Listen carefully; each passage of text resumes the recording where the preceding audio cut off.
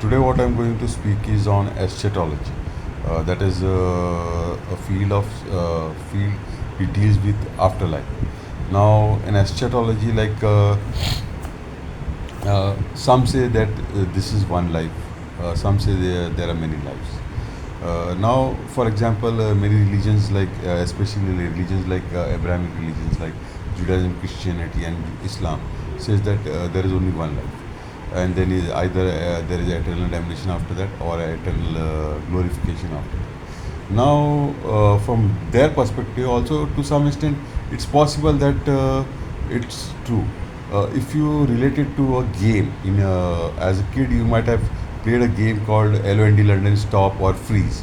What happens in that game is children will be playing around, making different facial expressions. Like somebody will be frowning, somebody will be laughing, somebody will be giving a clownish face, somebody will give a very neutral face, and suddenly the striker, he will say LOND stop or freeze, and when he says freeze or LOND stop, what happens is you have to freeze. Everyone has to keep their facial expression as it was when he said freeze or LOND stop. So now what happens is, yes, in that game there is a release also. That striker or God will say, "Oh, release." Then again the kids will start moving around, they making different facial expressions. But let's say, for example, in the real life, we have not seen the release. We know that like people die and there is a freeze or LOND stop. Now, what happens is if the person is in that state when God says freeze or LOND stop, and he's in the state of agony or in a very disturbed state, what will happen is that disturbance will be eternal, correct? It will not. It will be frozen. It will be like a still picture. It will be frozen. So what will happen? It is eternal. Similarly, if that person is in a very glorified way, like even in a very joyful mood, undisturbed, and God says LOND stop, what happens is, or freeze, what happens is that goes there he's in a joyful state, and it's in a still picture, as a still picture, and that thing is eternal. Yes, in that game of those kids, there is a striker or says release, and then they will start. But in real life, we know that when God says freeze, we know that after that we have to only speculate what might happen. But we know that this life there is a freeze, and that is eternal. That is possible. So this in that perspective, I think so. Abrahamic religion might be to be fair to say that they are valid. It's possible that if this life is one game where once you say freeze, there is no release, and whatever state in when you are say when you when you are when you freeze, that might be an eternal state. If you are in agony state, it will be agony eternal state. If you are in a joyful state and you will say you are frozen, then it will be eternal joyful state. So there will be eternal damnation or eternal glorification, and it depends on the God who strikes alone and stop. So in that way, Abrahamic religion might be valid. Then there are even microbiologists who say that this life is one life. Microbiology. There are many microbiologists, and that you will find in even Bhagavad Gita also, where Lord Krishna says that to Arjun. Obviously, after that he gives explanation of rebirth and all those things. But in one stanza, he says that Arjun, even if you believe that you are made out of biochemical matter, and one which has a start, it will have an end.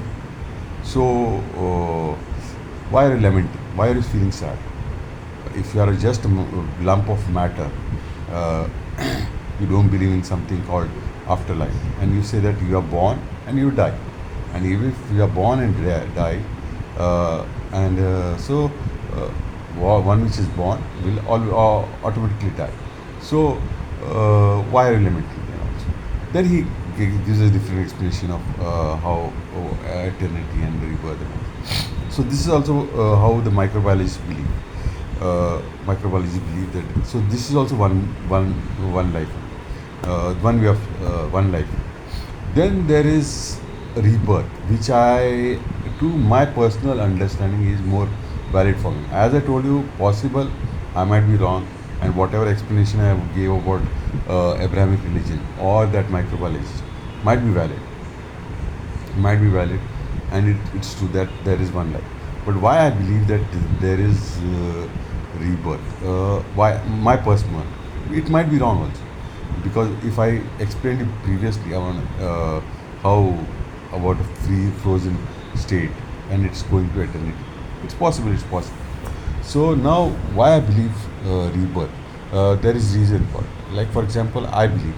Let's say for example, there are two perspectives of seeing it. From a perspective of believer, and then there is from perspective of atheist. Like a atheist who can also believe in multiple rebirth. How I will do. Like for example, if I'm a believer, what I will say is, okay, I'm a believer that there exists God. So there can be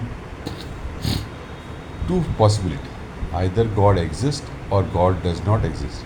If God does not exist, it's a dead end. We can't question it because it's just an accident. A world, a universe has come into creation. We have come into creation, and it's a dead end. We can't question.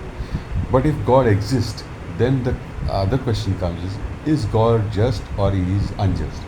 Now, if we say again, God is unjust, means he's partial to this guy, he's unpartial to this guy, and he's unjust guy, God. So then again, it's a dead end. We can't question it. But if he's a God who is a just God, then the question comes: why is there so much differences in birth? Some people are born in a very pleasant situation. Some people are born in an unpleasant situation. Some people are born for 50, 100 years, 50 years, or some people are 20 years. Some people are born and die. They just take birth and die. So why it's so variations? So there has to be something not to do with God, but it has to do with more to do with my deeds. Something which has a cause, which is related to me, not to God. So this is one perspective seen from a believer's perspective.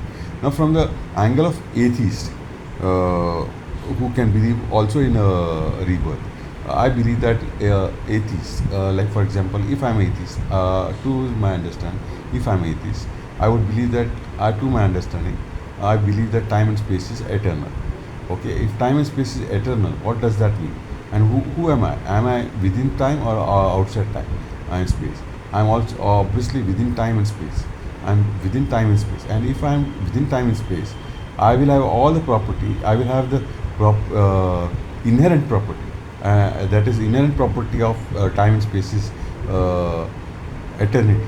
And if I am part and parcel of this time and space which is eternal, I will have that inherent property of eternity within me also.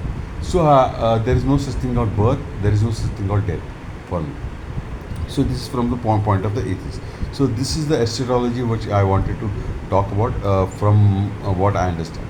There is possibility of Abrahamic religion also being valid, or the microbiologist also being valid, or the dharmic tradition, or me myself as I explained about rebirth can be also valid. This is what I believe. Thank you very much.